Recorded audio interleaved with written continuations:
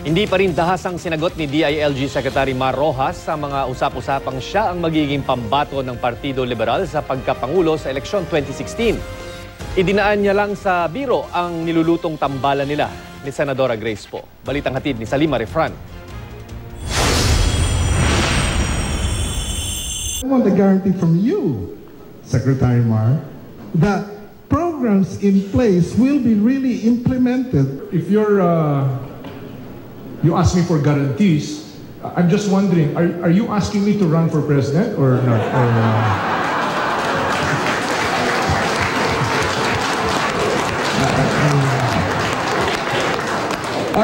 I'm just curious because that's the only way that,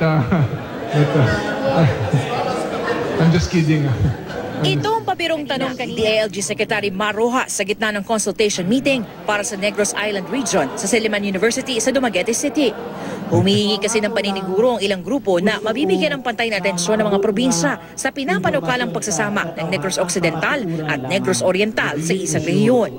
Sa ngayon kasi bahagi ng Region 6 ang Negros Occidental habang Region 7 naman ang Oriental. Hindi tuloy naiwasan na biruin din siya ng iba pang nagtatanong.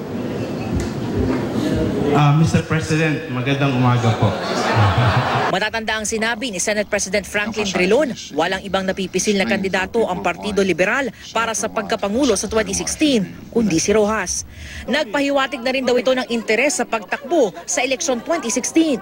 Pero nang tanungin si Rojas kaugnay rito, mailap pa rin siya sa pagbibigay ng sagot. Ako naman ay sundalo at hindi ko tatalikdan kung ano may mga hamon. Kinumpirma ng ilang opisyal ng LP na isa sa Senadora Grace Poe sa mga naliligawan nilang katandem ni Rojas. Pero maging dito'y pabiro ang pahayag ni Rojas. Well, maganda din yan. RP, Republic of the Philippines. Gusto niyo yun, sir? Pero sa isang text message, sinabi ni Poe na wala pa siyang natatanggap na formal na alok mula sa LP para makatambal si Rojas sa eleksyon 2016. Kaya ayaw raw muna niyang magkomento. Hindi pa rin naman daw nag-aanunsyo si Rojas kung tatakbo nga siya sa pagkapangulo. Sabi ng palasyo, sa June pa ihahayag ng Pangulong Aquino kung sino ang standard bearer ng LP. Ang Nationalista Party magpupulong na rin para sa eleksyon 2016.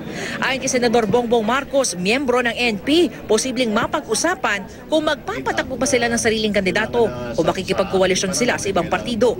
Kasalukuyang kaalyansa ng NP ang Liberal Party. Mula rito sa Negros Oriental, Salima Refran, GMA News.